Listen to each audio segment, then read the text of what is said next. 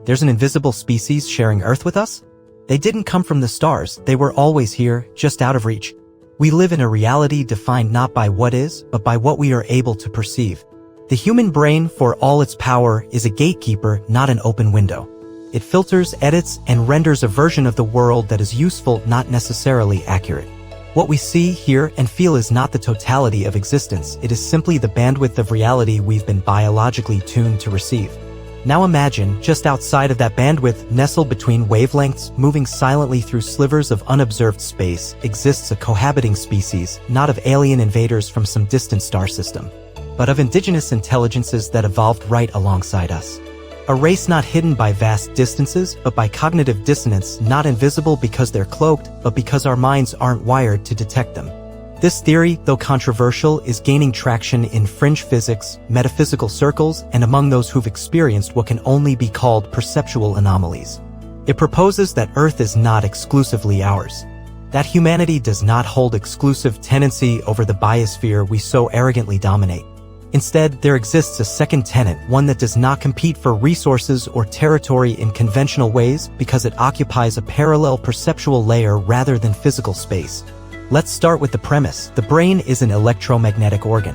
It doesn't simply think, it emits frequency, it resonates, it filters input based on vibrational thresholds. Just as a radio cannot receive a station it's not tuned to, the average human mind cannot see this hidden species, not because it is beyond comprehension, but because it lies just outside our perceptual alignment. But under certain conditions, heightened emotional states, deep meditative trances, trauma-induced dissociation, or the ingestion of specific psychoactive compounds, some individuals have reported brief encounters. And what's fascinating is that these accounts, scattered across cultures and continents, tend to echo one another with eerie consistency. They describe a presence. Not necessarily humanoid, not always visual, but felt. Observed. Interacted with on a psychic or emotional level. Sometimes it's a whisper at the edge of sleep. Sometimes it's a sudden awareness of being studied. Sometimes it's a dream that feels distinctly not your own, a dream that leaves behind not just emotion, but information. Skeptics argue that this is nothing more than pattern-seeking behavior, the brain conjuring shadows out of static. But even that explanation inadvertently supports the possibility.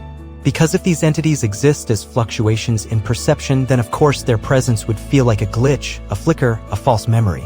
Perhaps they are only ever half seen, because that is the precise nature of their reality, halfway between the physical and the psychological, between matter and meaning. What makes this hypothesis even more compelling is how often it has been buried under the guise of folklore. Think of all the ancient stories that speak of beings who are always here, who walk between worlds, who can only be seen by children, mystics, or the dying. Fairies, jinn, elementals, shadow people, dismissed as myth by modern minds, yet astonishingly similar across cultures separated by oceans and centuries.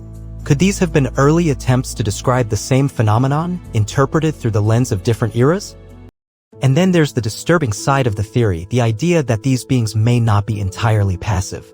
If they evolved alongside us, they would almost certainly have some form of interest in our development. Perhaps they study us, influence us subtly, or even interact with us in ways we cannot easily detect. This wouldn't necessarily make them malevolent, but it would make them unpredictable. And it raises uncomfortable questions. Have our thoughts always been fully our own?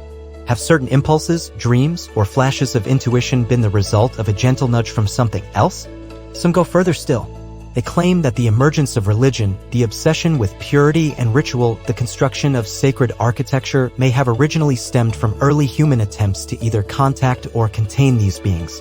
That our ancestors may have seen what we no longer can, and that the temples, taboos, and traditions were a way to either appease them or keep them at bay.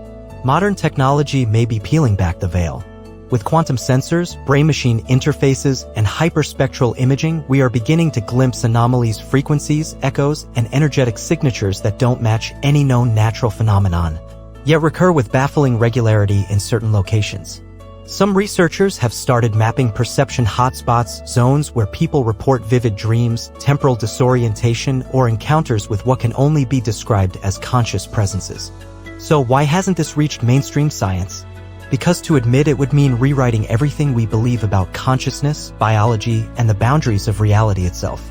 It would mean accepting that our species is not the sole protagonist in Earth's story and that perhaps we are not even the most advanced. it also poses a terrifying prospect. What if they don't want us to know?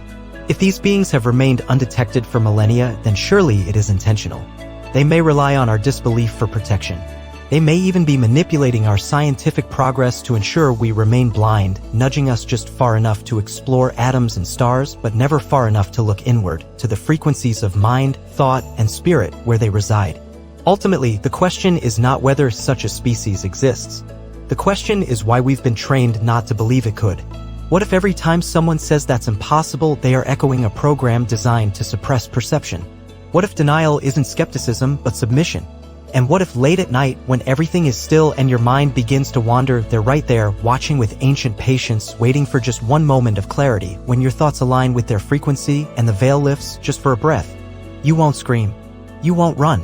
You'll simply understand that Earth was never ours alone. And maybe it never will be.